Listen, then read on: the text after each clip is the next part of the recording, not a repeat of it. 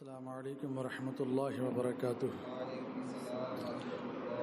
الحمد للہ رب العالمین والصلاة والسلام علی سید الانبیاء والمرسلین وعلی آلہ واصحابہ اجمعین۔ فاعوذ باللہ من الشیطان الرجیم، بسم اللہ الرحمن الرحیم۔ رضی اللہ عنہم ورضوا عنہ وأعد لهم جنات تجري تحتها الأنهار خالدين فيها أبدا، صدق الله العظيم۔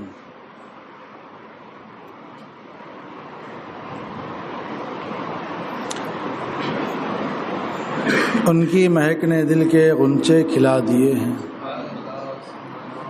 ان کی مہک نے دل کے غنچے کھلا دیے ہیں، جس راہ چل گئے ہیں کوچے بسا دیے۔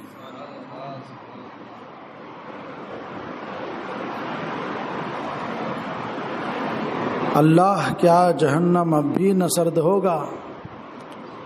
اللہ کیا جہنم اب بھی نہ سرد ہوگا،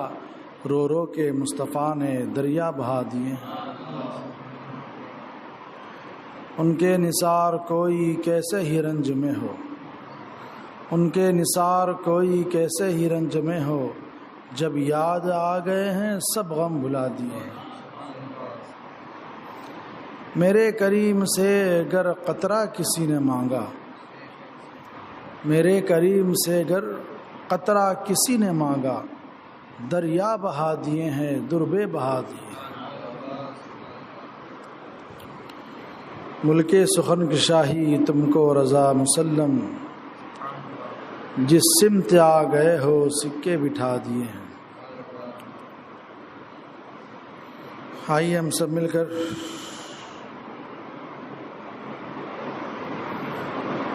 عرض و معروف سے قبل آقا نامدار مدنی تاجدار حبیب پروردگار شفیع روز شمار، ہم بے کسوں کے غم گسار سرکار والا تبار حضور احمد مجتبیٰ محمد مصطفیٰ صلی اللہ تعالی علیہ وسلم کی بارگاہ عالیہ میں درود و سلام کا نذرانہ عقیدت پیش کرنے اور پڑھیں۔ اللہم صلی علی سیدنا و نبینا و شفیعنا و حبیبنا و مولانا محمد وعلی آلہ و اصحابہ وبارک وسلم، صلاۃ و سلام علیک یا سیدی یا رسول اللہ صلی اللہ تعالی علیہ وسلم۔ محترم برادران اسلام،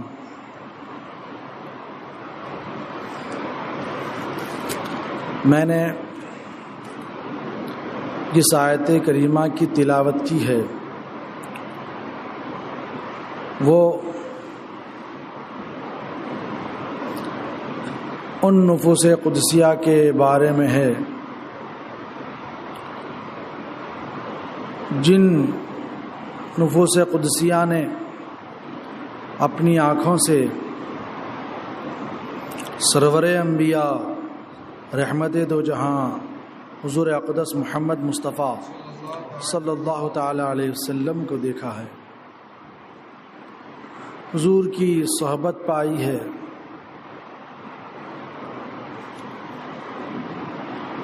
اور حضور کی بارگاہ سے اعزاز پایا ہے، جن کو ہم صحابہ کرام سے جانتے اور پہچانتے ہیں۔ جس طرح سے سارے نبیوں میں افضل، سارے رسولوں میں افضل ہمارے آقا و مولا رحمت عالم صلی اللہ تعالی علیہ وسلم ہیں، اسی طرح سے سارے نبیوں کے صحابہ میں حضور علیہ الصلاۃ والسلام کے صحابہ افضل ہیں، اور اسی طرح سے سارے نبیوں کی امت میں جتنے اولیاء کرام ہوئے، ان اولیاء کرام سے فوقیت اور برتری رکھتے ہیں امت محمدیہ صلی اللہ تعالی علیہ وسلم کے اولیاء کرام۔ اور ہم امت مسلمہ جنت میں داخلہ سب سے پہلے ہوگا امت مسلمہ کا۔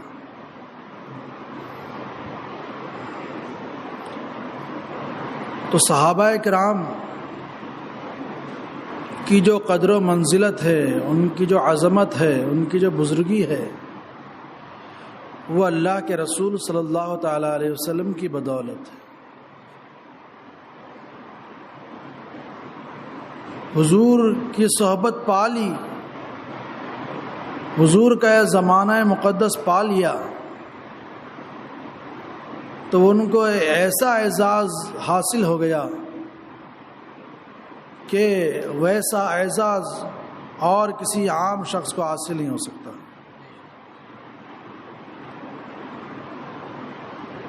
صحابہ کرام کے مختلف طبقات کیے گئے۔ ایک وہ جو پہلے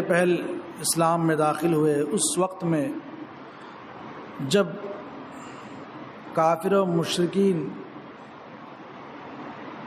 کا ظلم زوروں پر تھا،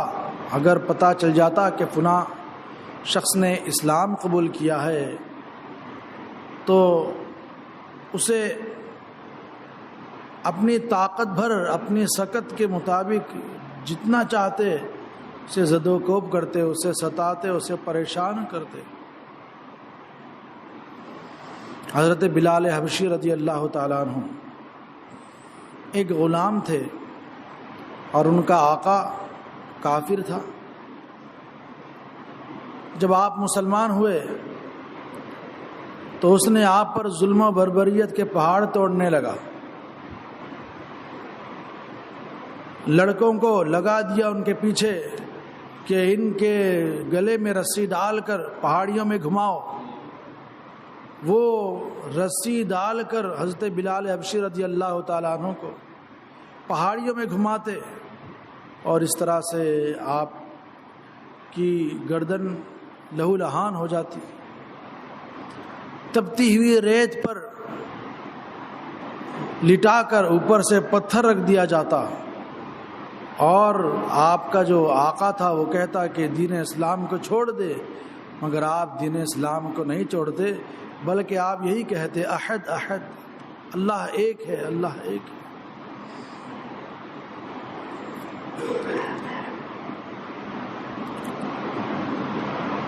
ریت پر سلا دیا جاتا، یہاں تک کہ کوئلے گرما گرم جلتے ہوئے کوئلے پر لٹا دیا جاتا۔ حضرت خبیب رضی اللہ تعالیٰ عنہ کو اس طرح سے تکلیف دی جاتی تھی، مگر آپ نے اسلام سے منہ نہیں موڑا۔ تو صحابہ کرام کے طبقات ہیں جنہوں نے پہلے اسلام میں داخل ہوئے، اور پھر وہ جو فتح مکہ سے پہلے اسلام لائے، جو فتح مکہ کے بعد اسلام لائے، اور کچھ تو وہ بھی ہیں کہ انہوں نے شرف اسلام پایا، اسلام قبول کیا، اور اسلام قبول کرنے کے بعد انہیں عبادت اور ریاضت کا کوئی موقع نہیں ملا اور وہ وصال کر گئے۔ تو ان کا بھی وہی مرتبہ ہے جو صحابی کا مرتبہ ہوتا ہے، انہیں بھی صحابیت حاصل ہے۔ تو ہمارا یہ عقیدہ ہے کہ صحابہ کرام میں سے کوئی ادنا صحابی بھی کسی ولی غوث قطب ابدال ان صحابہ میں سے کسی ادنا صحابی کے مقام کو نہیں پہنچ سکتا۔ ادنا سے ادنا صحابی کی بھی تعظیم ہم پر لازم و واجب ہے، اور جو کسی ایک صحابی پر بھی اپنی زبان دراز کرتا ہے، سب و شتم کرتا ہے، گالیاں دیتا ہے، معاذ اللہ برا بھلا کہتا ہے، وہ پھر اہل سنت سے نہیں ہے، اہل سنت سے خارج ہو جاتا ہے، وہ بد مذہب ہوتا ہے۔ اور آج یہ وبا بہت پھیلی ہوئی ہے، اہل سنت کے داعی کہلانے والے بھی کچھ اسم کا شکار ہو چکے ہیں۔ تو یہ بات ذہن میں رکھیں کہ صحابہ کرام کے درمیان جیسے بھی معاملات رہے تھے تو بشر ہی، فرشتے تو نہیں تھے، انسان ہی تھے،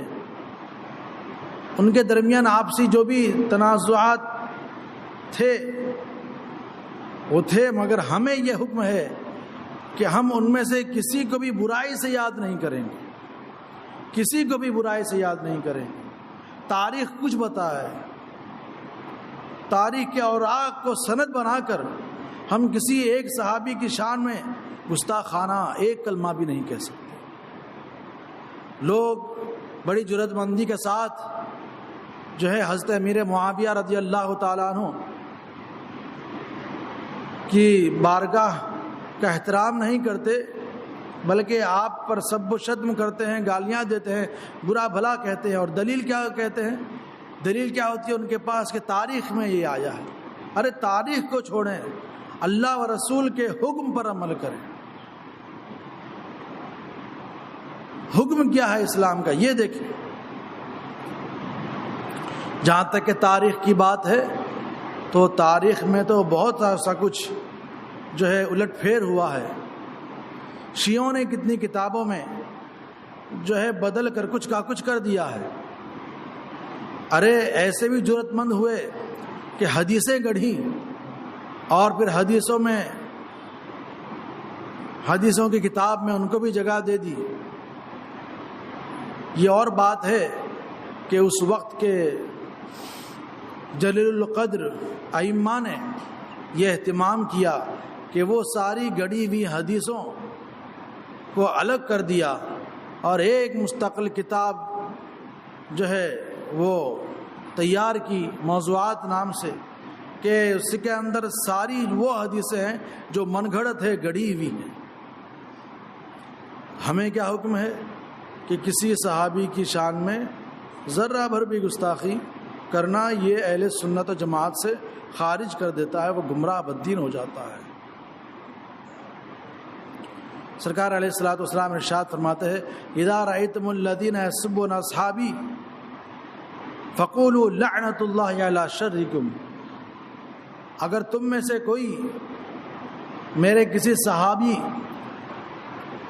کو گالی بکتا ہوا دیکھے تو کہے کہ لعنت ہے تیرے اس شر پر۔ تو یہ اپنا عقیدہ رکھیے کہ حضرت معاویہ رضی اللہ تعالیٰ عنہ ہو یا کوئی اور صحابی، سارے صحابی عادل ہیں، سارے صحابی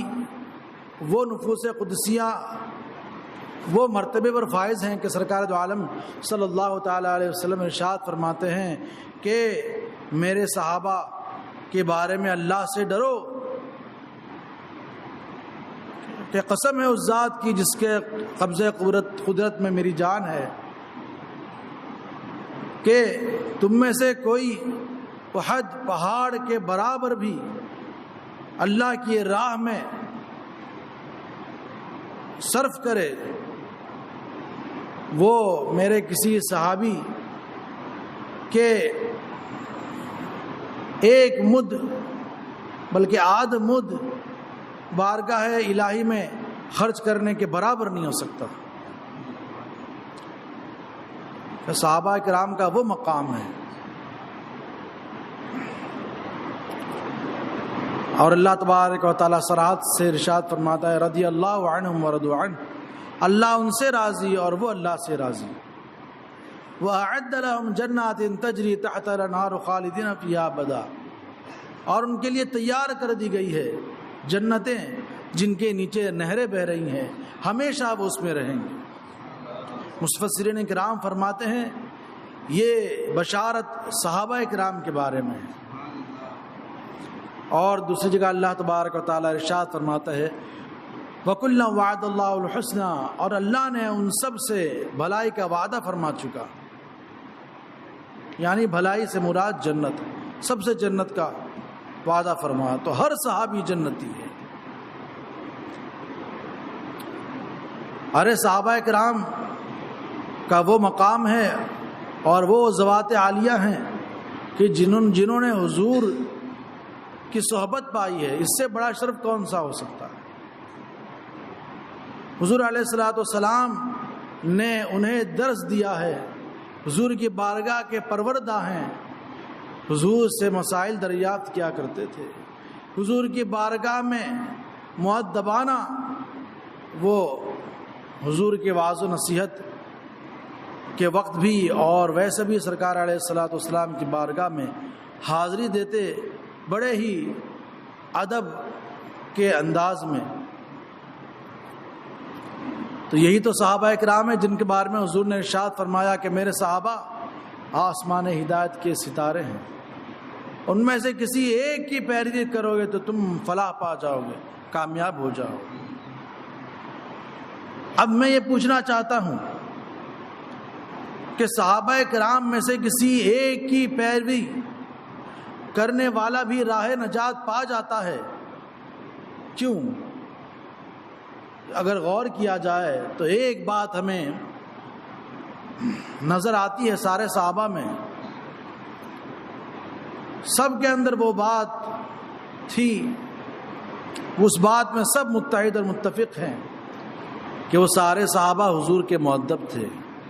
حضور کی بارگاہ کے مؤدب تھے، حضور کا احترام کرنے والے تھے، حضور سے محبت کرنے والے تھے، حضور کی اداؤں کو پسند فرمانے والے تھے سارے صحابہ. تو پتہ چلا کہ جو شخص حضور کا احترام کرے، حضور سے محبت کرے، حضور کی اداؤں سے پسند کرے، حضور کے تعظیم و توقیر میں کوئی کمی نہ رکھے، سمجھو وہ صحابہ کرام کے نقش قدم پر ہے. اور جو شخص صحابہ کرام کے نقش قدم پر نہیں ہوتا وہ کون نہیں ہوتا؟ جو حضور علیہ الصلوۃ والسلام کا ذکر کیا جائے تو یہ کہنے سے نہیں کتراتے کہ تم نے تو اللہ کے رسول کا مرتبہ اللہ سے بڑھا دیا. معاذ اللہ. اگر ان کے احترام میں، اگر حضور کے احترام میں ہم صلاۃ و سلام کے لیے کھڑے ہو جائیں تو وہ کہتے ہیں کہ یہ شرک ہے، یہ بدعت ہے. تو پھر حضور سے محبت جو صحابہ کرام میں تھی اس کی مثال اور اس طریقے پر کون سی جماعت ہے کہ جس کو سچا سمجھا جائے؟ اور ہم یہ یقین کے ساتھ کہتے ہیں اور ہر ایک مسلمان کو یقین ہونا چاہیے کہ میں سچے راستے پر ہوں، میں سچا مسلمان ہوں. اور اگر کوئی شخص یہ عقیدہ رکھے کہ میں شاید مسلمان ہوں یا شاید میں سچے راستے پر ہوں گا، اور بعض لوگ ایسا بولتے بھی ہیں کہ بھائی شیعہ ہے، سنی ہے، دیوبندی ہے، اہل حدیث، وہابی. اب یہ تو سب اپنے آپ کو مسلمان کہتے ہیں، پتہ نہیں کون مسلمان سچا ہے. تو ایسا کہنے والا جو ہے وہ کفر میں مبتلا ہو جاتا ہے. ایسا کہنا کہ پتہ نہیں میں سچا مسلمان ہوں یہ بھی یا نہیں، تو وہ شخص کافر ہو جاتا ہے. ہاں اگر اس معنی میں کہے کہ میں اسلام کے تقاضوں کو پورا نہیں کرتا ہوں یا اسلامی تعلیمات پر عمل نہیں کرتا ہوں، یہ اور بات ہے. لیکن کوئی شخص سچے راستے پر ہونے میں شک کرے وہ کافر ہے. تو صحابہ کرام کے اندر یہ بات پائی جاتی تھی کہ حضور علیہ الصلوۃ والسلام کی بارگاہ کے وہ مؤدب تھے اور انہوں نے ایسے انداز میں حضور کی خدمت کی، حضور سے محبت کی. اور صرف حضور کی محبت یہی نہیں ہے کہ ہم زبانی دعویٰ کریں اور کہیں کہ ہم اللہ کے رسول صلی اللہ تعالیٰ علیہ وسلم سے محبت کرتے ہیں. یہ اپنے گھر میں صرف تغرا سجا دینے کو کہ فریم لگا لی مدینہ منورہ کی اور یہ دلیل دیا کہ ہم حضور سے محبت کرتے ہیں، یا یہ کہ عید میلاد النبی کے موقع پر اپنے گھر کو سجا لیا اور یہ دلیل دیا کہ ہم حضور سے محبت کرتے ہیں، تو یہ سچی دلیل نہیں ہے. سچی دلیل کیا ہے؟ اللہ تبارک و تعالیٰ ارشاد فرماتا ہے قل ان کنتم تحبون اللہ فاتبعونی یحببکم اللہ. اگر تم اللہ کو راضی کرنا چاہتے ہو تو اے محبوب تم فرما دو اپنی امت سے کہ اے لوگو اگر تم اللہ کو راضی کرنا چاہتے ہو تو میری اتباع کرو. تمہاری اتباع کرنا، تمہاری پیروی کرنا، یہ اللہ کو راضی کرنے کا سبب ہے، یہ ہے اللہ کو راضی کرنے کا ذریعہ. من یطع الرسول فقد اطاع اللہ. جس نے رسول کا حکم مانا بے شک اس نے اللہ کا حکم مانا. تو اگر اللہ تبارک و تعالی کو راضی کرنا ہے تو حضور علیہ الصلاۃ والسلام کی پیروی کرنا یہ شرط ہے۔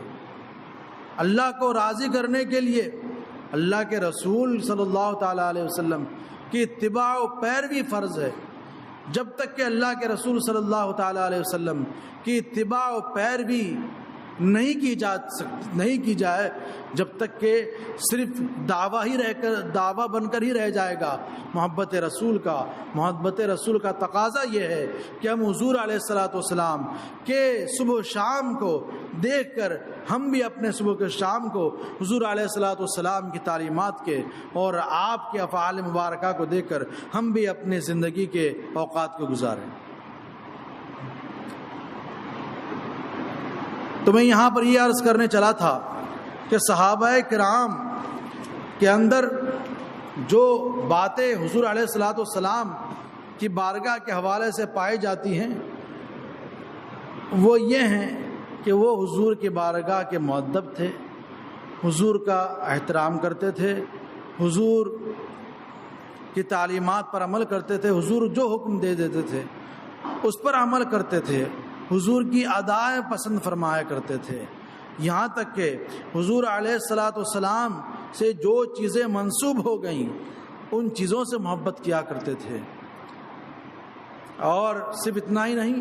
بلکہ سرکار دو عالم صلی اللہ تعالیٰ علیہ وسلم کی تعلیمات پر ایسے عمل پیرا تھے، اور نماز پڑھنے کا عالم یہ تھا کہ اگر کوئی نماز چھوٹ جاتی تھی تو وہ رویا کرتے تھے۔ ایک مرتبہ ایک شخص سفر کر کے دمشق پہنچا حضرت انس بن مالک رضی اللہ تعالیٰ عنہ کی بارگاہ میں، تو دیکھا کہ آپ رو رہے ہیں، تو وجہ دریافت کی کہ حضور آپ کیوں رو رہے ہیں؟ تو فرماتے ہیں کہ حضور کے حیات ظاہری میں لوگ نماز ادا کیا کرتے تھے پابندی کے ساتھ، اور جب ان سے کوئی نماز چھوٹ جاتی تو وہ افسوس کرتے اور رویا کرتے تھے، مگر اب وہ حال نہیں دیکھا جا رہا ہے۔ تو صحابہ کرام تھے جو حضور سے صرف محبت کرنے کا دعویٰ ہی نہیں کرتے تھے بلکہ اپنی جان کو جھونک دیا تھا، انہوں نے حضور علیہ الصلاۃ والسلام کی خدمت میں نچھاور کر دیا تھا اپنے جان۔ ایک مرتبہ حضرت ابوبکر صدیق رضی اللہ تعالیٰ عنہ حضور کے ہمراہ تھے، کبھی حضور کے آگے ہو جاتے، کبھی حضور کے پیچھے ہو جاتے، کبھی حضور کے دائیں ہو جاتے، کبھی حضور کے بائیں ہو جاتے۔ حضور نے پوچھا، دریافت فرمایا کہ ابوبکر تمہارا یہ طرز عمل کیا ہے؟ تم کیوں اس طرح سے، تمہارا یہ عمل کس طرح سے ہے؟ تو عرض کرتے ہیں یا رسول اللہ علیہ الصلاۃ والسلام، میں یہ چاہتا ہوں کہ اگر آگے سے کوئی تیر آئے تو آپ کی طرف تو میں اپنے اوپر لے لوں، دائیں سے کوئی تیر آئے تو اپنے اوپر لے لوں، کبھی پیچھے اس خیال سے ہو جاتا ہوں کہ پیچھے سے آپ پر کوئی تیر آ رہا ہو، اگر آ رہا ہو تو میں اپنے اوپر لے لوں۔ تو یہ حضرت ابوبکر صدیق رضی اللہ تعالیٰ عنہ ہے۔ حضرت عائشہ صدیقہ رضی اللہ تعالیٰ عنہ، حضرت ام المؤمنین حضرت عائشہ صدیقہ طیبہ طاہرہ عفیفہ رضی اللہ تعالیٰ عنہ فرماتی ہیں کہ جب حضور علیہ الصلاۃ والسلام کے مرض وصال کا وقت تھا تو حضرت عائشہ صدیقہ رضی اللہ تعالیٰ عنہ کو دیکھا گیا کہ وہ حضور علیہ الصلاۃ والسلام کے ہاتھوں پر معوذتین پڑھ کر پھونک رہی ہیں اور حضور کے جسم پر پھیر رہی ہیں اور حضور کو دم کرتی ہیں اور فرماتی ہیں کہ سنو، جب اللہ کے رسول صلی اللہ تعالیٰ علیہ وسلم اپنے اوپر معوذتین یعنی قل اعوذ برب الفلق قل اعوذ برب الناس یہ دو صورتیں اپنے ہاتھوں پر پڑھ کر پھونکتے اور پھر سارے جسم پر ان ہاتھوں کو پھیر لیتے، تو اب جب حضور علیہ الصلاۃ والسلام مرض میں مبتلا ہیں تو مجھ سے یہ گوارا نہیں کرتی ہوں کہ میں اپنے ہاتھوں پر پھونک کر اللہ کے رسول صلی اللہ تعالیٰ علیہ وسلم کے جسم اقدس پر پھیروں۔ تو میں نے دو کام کیے، ایک یہ کہ میں معوذتین پڑھ کر حضور ہی کے ہاتھوں پر پھونکتی ہوں اور حضور ہی کے ہاتھ سے جس میں اتھر پر جو ہے وہ پھیرتی ہوں اور پڑھ کر میں پھونکتی ہوں تو اس سے نیت یہ کرتی ہوں کہ میں پڑھ کر حضور کو پھونک رہی ہوں، لیکن اس کی برکت سے اللہ تبارک و تعالی مجھے صحت و برکت عطا فرمائے گا۔ دیکھیں وہ ام المؤمنین ہیں، مگر حضور علیہ الصلوۃ والسلام کا کیسا ادب اور حضور علیہ الصلوۃ والسلام کی بارگاہ میں کیسا عقیدہ رکھا کرتی تھی۔ سرکار دو عالم صلی اللہ تعالیٰ علیہ وسلم جب ہجرت کر کے مدینہ منورہ تشریف لے گئے تو وہاں کے لوگوں کو جب معلوم ہوا کہ مکہ مکرمہ سے اللہ کے رسول صلی اللہ تعالیٰ علیہ وسلم ہجرت کر کے تشریف لا رہے ہیں تو روزانہ مدینہ والے مدینہ کی بستی سے باہر نکل کر مقام حرہ پر بیٹھ جاتے، صبح فجر کے بعد، اور دوپہر تک انتظار کرتے اور لوٹ جایا کرتے تھے، کیونکہ انہیں صرف یہی معلوم تھا کہ ابھی کچھ دن میں کبھی بھی آ سکتے ہیں۔ تو انہوں نے یہ معمول بنا لیا تھا کہ روزانہ صبح سویرے وہ مدینہ منورہ کی بستی سے باہر نکل کر مقام حرہ میں پہنچ جاتے اور بیٹھ جایا کرتے تھے تاکہ حضور تشریف لائے تو ان کا استقبال کیا جائے، اور جب دوپہر تک انتظار کرتے حضور تشریف نہیں لاتے تو پھر سے واپس لوٹ جاتے۔ حضرت انس رضی اللہ تعالیٰ عنہ سے روایت ہے، فرماتے ہیں کہ جب سرکار دو عالم صلی اللہ تعالیٰ علیہ وسلم مدینہ منورہ کی طرف ہجرت فرمائی تو آپ نے 12 دن مسجد قباء میں قیام فرمایا، پھر وہاں سے مدینہ منورہ کے لیے آگے بڑھے۔ جب مدینہ منورہ کی بستی قریب تھی تو اللہ کے رسول صلی اللہ تعالیٰ علیہ وسلم نے ایک شخص کو بھیجا تاکہ وہ اس کی بات کی اطلاع دے کہ اللہ کے رسول صلی اللہ تعالیٰ علیہ وسلم اب تمہارے درمیان تشریف لانے والے ہیں۔ وہ جا کر حضور علیہ الصلوۃ والسلام کا یہ پیغام مدینے والوں کو پہنچایا۔ تب کیا تھا، سارے اہل مدینہ حضور کے استقبال کے لیے باہر آ گئے اور یا رسول اللہ اور اللہ اکبر وغیرہ سے سارے مدینہ منورہ کی دیواریں گونج اٹھی تھیں۔ جب حضور علیہ الصلوۃ والسلام تشریف لائے، حضور کا یہ پیغام مدینے والوں نے پایا کہ حضور تشریف لا رہے ہیں تو 500 انصاری مدینہ منورہ کی بستی سے باہر آئے اور حضور کا استقبال کرنے لگے۔ تمام عورتیں بچے سب باہر نکل آئیں، اپنے چھت پر اور باہر ہر جگہ لوگ باہر نکل آئے اور استقبال اس کے حضور کا ہو رہا تھا۔ تو یہ استقبال کرنے والے تھے کون؟ یہ صحابہ ہی تو تھے۔ اور پھر وہ 500 انصاری صحابہ کے ساتھ وہ جلوس کی شکل میں بڑھتا ہوا قافلہ آگے جا رہا تھا۔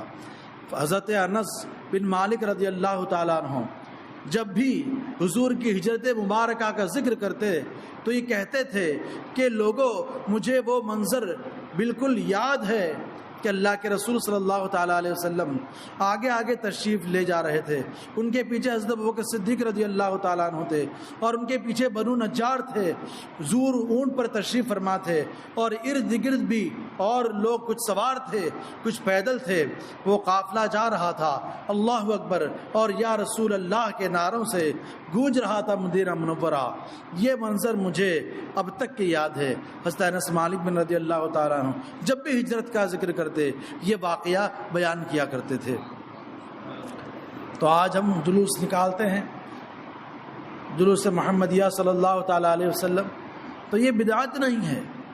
یہ صحابہ کا عمل ہے۔ صحابہ کا عمل دو طرح سے ہمیں نظر آتا ہے، ایک تو وہ جو سرکار دو عالم صلی اللہ تعالیٰ علیہ وسلم نے حکم دیا صحابہ کو اور صحابہ نے اس پر عمل کر کے دکھایا، اور صحابہ کا ایک وہ عمل ہے کہ حضور نے انہیں حکم نہیں دیا تھا۔ جب سرکار دو عالم صلی اللہ تعالیٰ علیہ وسلم وضو فرمایا کرتے تھے، حضور علیہ الصلوۃ والسلام کے وضو سے جو پانی نیچے آیا کرتا، حضور کا غسالہ صحابہ اس کو نیچے گرنے نہیں دیتے، اس کو اپنے ہاتھوں میں لے لیتے اور جسموں پر ملتے، سر پر ملتے، یہاں تک کہ حضور علیہ الصلوۃ والسلام کھنکار پھینکتے بلغم، وہ بھی سرکار کے نیچے فرش پر صحابہ آنے نہیں دیتے، بلکہ اپنے ہاتھوں پر لے لیا کرتے تھے، اپنے جسم پر، اپنے چہروں پر مل لیا کرتے تھے۔ تو صحابہ کو یہ کس نے کہا تھا؟ یہ انداز ادب اور یہ کس نے سکھایا تھا؟ کسی نے، حضور نے یہ حکم نہیں دیا تھا کہ تم ایسا ایسا کرو۔ صحابہ کرام کا یہ والہانہ انداز تھا، یہ عقیدت مندانہ عمل تھا، یہ حضور کی محبت تھی، تو حضور نے منع نہیں فرمایا، حضور نے انکار نہیں فرمایا، اور جائز ہونے کے لیے یہی کافی ہے۔ جائز ہونے کے لیے یہ حدیث ہے۔ حدیث کی 3 قسمیں ہیں، ایک حدیث قولی، ایک حدیث فعلی اور ایک حدیث تقریری۔ حدیث قولی وہ حدیث جو حضور نے بیان فرمایا ہو، اور حدیث فعلی کہ حضور نے بیان تو نہیں فرمایا ہو مگر حضور کا عمل رہا ہو، حضور کا فعل مبارک رہا ہو۔ اور حدیث تقریری اس حدیث کو کہتے ہیں کہ حضور نے نہ حکم دیا نہ اپنے عمل سے اظہار فرمایا، بلکہ یہ کہ حضور کے سامنے کوئی کام کیا گیا اور حضور نے اس کام کو منع نہیں فرمایا، تو وہ بھی حدیث ہے۔ تو حضور علیہ الصلوۃ والسلام کی خدمت میں صحابہ کرام کے یہ محبتانہ اور والہانہ جو نذرانے تھے اور جو عقیدت مندی کا اظہار تھا، اس پر حضور نے منع نہیں فرمایا۔ تو آج ہم اس دور پاک میں نہیں ہیں، ہم 1400 سال بعد ہیں، ہم حضور سے دور ہیں۔ ایک شعر یاد آیا، حضور اعلیٰ حضرت فرماتے ہیں، میں دور ہوں تم تو ہو میرے پاس، سن لو میری پکار آقا۔ تو ہم دور ہیں، حضور ہم سے نزدیک ہیں۔ اللہ تبارک و تعالیٰ نے حضور کو ساری امت سے قریب تر کر دیا ہے، مگر ہم تو حضور سے دور ہیں۔ تو ہم کیا کرتے ہیں؟ عقیدت محبت میں ہم کھڑے ہو کر صلاۃ و سلام پیش کرتے ہیں۔ تو جب سرکار کے صحابہ نے حضور کی موجودگی میں حضور کے غسال مبارکہ کو نیچے گرنے نہیں دیا اور اپنے جسم پر لگا لیا، حضور نے منع نہیں فرمایا، تو اگر ہم صرف اتنا کریں کہ حضور کی بارگاہ میں صلاۃ و سلام پیش کر لیں، درود پاک پڑھیں، اللہم صلی علی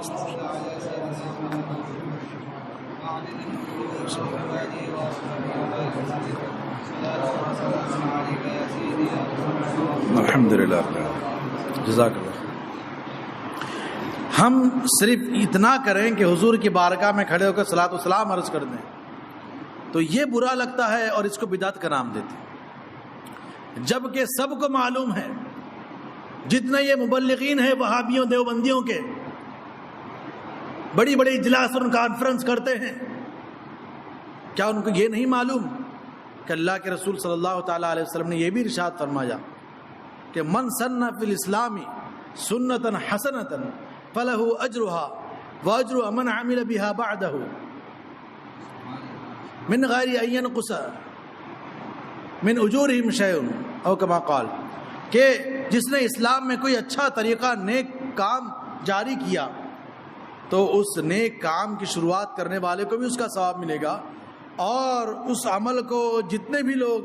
بعد والے کرتے رہیں گے ان کو تو ثواب ملے گا ہی، مگر جتنوں نے بعد میں کیا ان تمام کا ثواب اس پہلے شخص کو ملے گا جس نے اس کام کا ایجاد کیا، جس نے اس کام کو شروع کیا، بغیر اس کے کہ ان کے ثواب میں کچھ کمی ہوئی۔ ایسا نہیں کہ ڈیوائیڈ ہو جائے ثواب، نہیں، جتنا ان کو ملا، ان کو جتنا ثواب ملا اس کو بھی اتنا ثواب ملا، اور بلکہ جتنے لوگوں نے کیا ان تمام لوگوں کا ثواب پہلے شخص کو ملا۔ اسی طرح سرکار علیہ الصلوۃ والسلام کی حدیث کا اور اگلا حصہ یہ ہے جس کا مفہوم معنی یہ ہے کہ جس نے اسلام میں کوئی برا طریقہ جاری کیا تو اس کو تو اس کا گناہ ملے گا، اس کو تو اس کا گناہ ہے، لیکن اس کے بعد اس پر عمل کرنے والے جتنے ہوں گے جتنے اس برائی پر عمل کیا جن لوگوں نے، ان تمام برائی کرنے والوں کو تو اس کا گناہ ہے ہی، مگر جس نے اس برائی کا آغاز کیا ہے اس کو بھی اتنا گناہ ملے گا قیامت تک کہ جتنے لوگ اس برائی میں ملوث ہوں گے۔ تو اسلام میں نیا کام ایجاد کرنے کا تصور ہے، اور یہ بتایا گیا، یہ سکھایا گیا کہ اگر اچھا کام ہے، نیکی کا کام ہے، ثواب کا کام ہے، شریعت سے جو ہے وہ شریعت کے خلاف ورزی کرنے والا کام نہیں ہے، شریعت کے دائرے میں وہ کام آتا ہے، ثواب کا کام ہے، تو وہ اچھا ہے، تو اس پر یہ تو بشارت ملی، اس پر تو یہ فضیلت ہے کہ اس کو بھی اس کا ثواب ملے گا، اور پھر اس کام کو اس نے شروع کیا نا تو قیامت تک کے لیے اس کے لیے انعام لکھ دیا گیا ہے کہ قیامت تک کے جتنے لوگ کریں گے وہ اچھا کام، ان سب کو جتنا ثواب ملے گا ان تمام کا ثواب اس پہلے شخص کو ملنے والا ہے۔ تو ہم حضور کی بارگاہ میں صلاۃ و سلام پیش کرتے ہیں، تو یہ کون سی بدعت ہے؟ یہ کیا ہے؟ حضور کی بارگاہ میں سجدہ کرنا یہ حرام ہے، رکوع کرنا یہ حرام ہے، رکوع کی حد تک کے جھکنا یہ بھی منع ہے۔ یعنی اگر کوئی صلاۃ و سلام پیش کرے تو ایسا نہیں کہ ادب اور احترام میں وہ رکوع کی حد تک کے جھک جائے، نہیں، یہ بھی منع ہے، یہ بھی جائز نہیں، مگر کھڑا ہونا یہ تو جائز ہے۔ تو اہل سنت و جماعت اسی کا التزام کرتے ہیں اور کھڑے ہی رہتے ہیں، سجدہ نہیں کرتے، رکوع نہیں کرتے، کھڑے ہوتے ہیں، اور تعظیم کا یہ ادنا درجہ ہے۔ حضرت فقیہ جلال الدین امجدی رحمۃ اللہ تعالی علیہ لکھتے ہیں کہ تعظیم کے 4 طریقے ہیں۔ پہلا سجدہ کرنا، دوسرا رکوع کرنا، تیسرا 2 زانو ہو کر بیٹھنا، اور آخری درجہ ہے احترام میں کھڑا ہونا، آخری درجہ قیام ہے، کھڑا ہونا ہے۔ تو ہم تو آخری درجے پر عمل کر رہے ہیں جس کی ممانعت نہ قرآن میں آئی ہے، نہ حدیث میں آئی ہے، نہ شریعت مطہرہ نے منع کیا ہے، تو ہم صلاۃ و سلام پڑھتے ہیں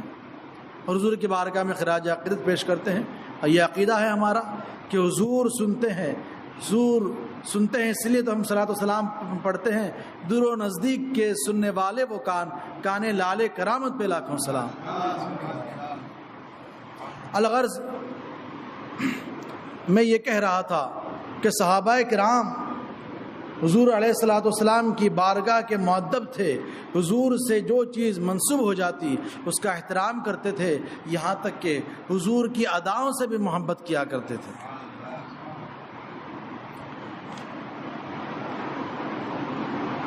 ایک مرتبہ حضرت عمر بن خطاب رضی اللہ تعالیٰ عنہ کے صاحبزادے حضرت عبداللہ وہ حج کے سفر پر تھے، اور درمیان میں ایک جگہ دیکھا گیا کہ وہ کسی چیز کو تلاش کر رہے ہیں، یہاں تک کہ انہوں نے ایک درخت کے نیچے جا کر بیٹھ گئے۔ لوگوں نے پوچھا کہ آپ کس چیز کو تلاش کر رہے ہیں، کیا ماجرا ہے؟ تو انہوں نے فرمایا کہ میں نے دیکھا تھا کہ حضور سرور عالم صلی اللہ تعالیٰ علیہ وسلم حج کے سفر میں اس درخت کے نیچے آپ نے آرام کیا تھا، آپ نے قیام فرمایا تھا، اس کے سائے میں آپ تشریف فرما ہوئے تھے، تو لہٰذا میں بھی حضور کی اس ادا کو پسند کرتے ہوئے ایسے ہی کر رہا ہوں۔ حضور کی بارگاہ میں صحابہ آتے تھے اپنے بچوں کو لے کر، ان کا جب بھی ولادت ہوتی تو حضور کی بارگاہ میں اپنے بچوں کو لے کے آتے، اور یہ چاہتے کہ اس بچے کے پیٹ میں سب سے پہلے جو چیز جائے وہ حضور علیہ الصلوۃ والسلام کا لعاب دہن۔ حضور کھجور چبا کر وہ بچے کو منہ میں رکھ دیتے، اس طرح سے حضور سے محبت کا اظہار کیا کرتے تھے، اور حضور کی بارگاہ میں وقتاً فوقتاً اپنے بچوں کے لیے دعا کرایا کرتے تھے۔ تو حضور کی بارگاہ میں صحابہ کا یہ عمل تھا۔ صحابہ کرام حصول برکت کے لیے پانی پر دم کرواتے تھے۔ آج بھی جو ہے وہ لوگ دم کرواتے ہیں، علماء کے پاس جاتے ہیں، تو یہ بھی صحابہ کرام کا عمل ہے کہ فجر کی نماز کے بعد دروازے پر ہجوم ہوتا تھا، صحابہ اپنے بچوں کو یا بعض دفعہ اپنے ملازمین کو پیالے میں پانی دے کر بھیجتے تھے۔ حضور علیہ الصلوۃ والسلام جب مسجد سے باہر تشریف لے جاتے تو آپ سب کے اندر دم فرما دیا کرتے تھے۔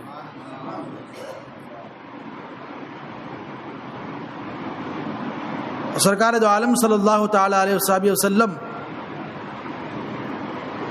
جب بیعت فرماتے تو صحابہ کرام یہ چاہتے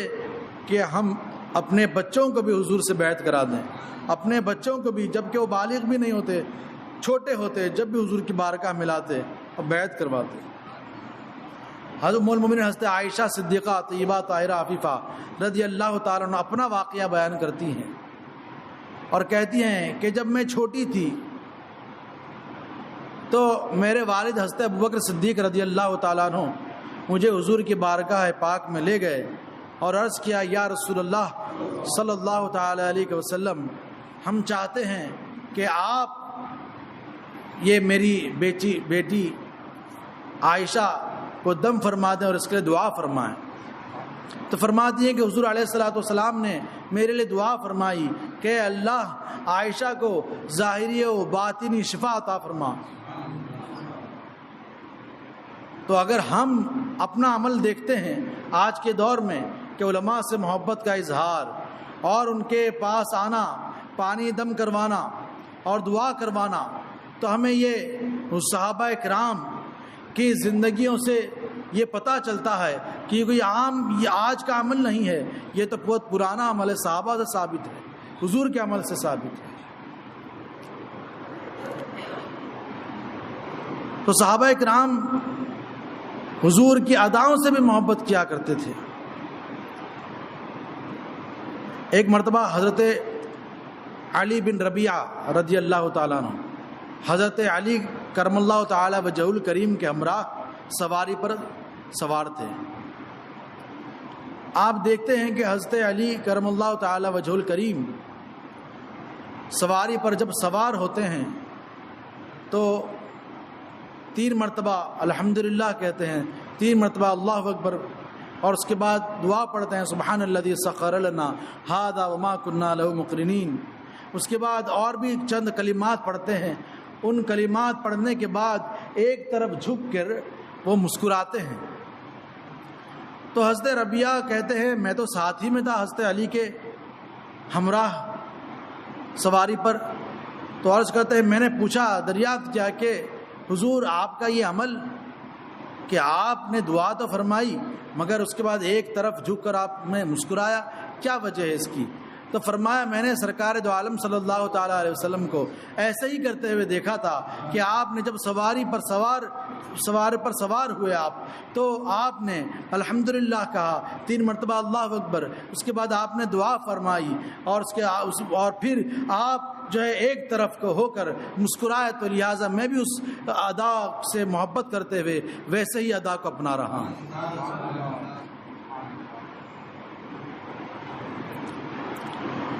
اسی طرح آپ دیکھتے جائیں کہ حضرت عبداللہ ابن عمر رضی اللہ تعالیٰ عنہ سے ایسی باتیں زیادہ تر ثابت ہیں کہ وہ عمل کیا کرتے تھے کہ اس کا نہ کوئی حکم ہوتا تھا قرآن و حدیث میں، مگر وہ ہمیشہ اس کو اپنایا کرتے تھے۔ تو جب ان سے پوچھا گیا کہ آپ کا یہ عمل سمجھ میں نہیں آ رہا ہے، آپ نے کیوں ایسا کیا؟ جیسے کہ آپ ایک دعا فرمایا کرتے تھے اور اس دعا فرمانے کے بعد آپ ہنستے تھے، تو کسی نے پوچھا کہ حضور آپ جب بھی یہ کلمات دہراتے ہیں اس کے بعد ہنستے ہیں، اس کی کیا وجہ ہے؟ تو انہوں نے کہا کہ میں نے سرکار دو عالم صلی اللہ تعالیٰ علیہ وسلم کو دیکھا کہ آپ نے یہ کلمات دہرا کر آپ نے مسکرائے اور آپ کے چہرے مبارک پر ہنسی کے آثار نمودار ہوئے، لہٰذا میں بھی اس ادا کو پسند کرتے ہوئے اپناتا ہوں۔ تو یہ صحابہ کرام کے معاملات تھے حضور علیہ الصلوۃ والسلام کے، کہ آپ اگر دیکھیں تو یا تو ان کی زندگی میں حضور سے جو بھی معاملہ تھا، یا تو وہ ادب و تعظیم کا تھا، یا تو وہ حضور کی خدمت گزاری کا تھا، یا تو وہ حضور کی تابع داری کا تھا، یا تو حضور کی بارگاہ میں اپنی جان کے نذرانے پیش کرنے کے تھے۔ صحابہ کرام نے حضور علیہ الصلوۃ والسلام کے ہمراہ جنگوں میں روانہ ہوئے اور اپنی جانیں اللہ کی راہ میں صرف کر دی، اور اس بات کی پرواہ نہیں کی کہ میرے بال بچوں کا کیا ہوگا، میرے گھر بار کا کیا حال ہوگا۔ تو یہ کس کے لیے ہے نمونہ عمل؟ ہمارے لیے۔ سرکار دو عالم صلی اللہ تعالیٰ علیہ وسلم نے مکہ مکرمہ سے مدینہ منورہ ہجرت فرمائی، تو آپ کے ساتھ صحابہ کرام بھی مکہ مکرمہ سے مدینہ منورہ تشریف لے گئے۔ تو ایک بات ذہن میں آتی ہے، ایک ذہن میں سوال پیدا ہوتا ہے کہ صحابہ کرام اتنا آسانی کے ساتھ اپنا آبائی وطن کیسا چھوڑ سکتے ہیں؟ وہیں پر ان کے گھر ہوں گے، ان کی اولاد ہوگی، ان کے جائیداد سب کچھ مکہ مکرمہ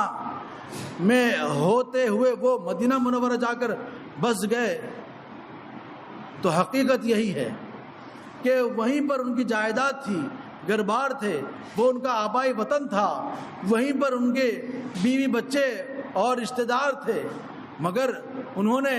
اپنے گھر کو چھوڑا، اپنی اولاد کو چھوڑی، اپنے رشتہ دار کو چھوڑا، اور چھوڑ کر کہاں گئے؟ مدینہ منورہ۔ کیوں گئے؟ حضور کے حکم پر۔ حضور نے حکم دیا تو پھر ساری چیزیں حضور پر قربان ہیں، ساری چیزیں چھوڑا اور مدینہ منورہ تنے تنہا گئے۔ اس میں سے وہ بھی تھے کہ جن کے بڑے بڑے کاروبار تھے، بڑے بڑے کاروبار تھے، مگر ان تمام کاروبار کو بھی انہوں نے وہیں پر چھوڑ دیا اور تنے تنہا مدینہ منورہ حضور کے حکم پر تشریف لے گئے۔ تو ایسا زمانے میں کون کر سکتا ہے؟ اس کی مثال اور کہاں مل سکتی ہے؟ اور کہیں نہیں مل سکتی۔ ایک صحابی اپنے ایمان لانے سے پہلے کا واقعہ بیان کرتے ہیں کہ میں ایمان لانے سے پہلے حضور صلی اللہ تعالیٰ علیہ وسلم کی بارگاہ میں پہنچا تو دیکھا کہ حضور کے ارد گرد صحابہ جو ہے وہ گھیرے ہوئے حضور کو ارد گرد حلقہ بنائے ہوئے ہیں اور تعظیم بجا لا رہے ہیں۔ فرماتے ہیں میں گیا اپنی قوم میں اور کہنے لگا، اے لوگوں،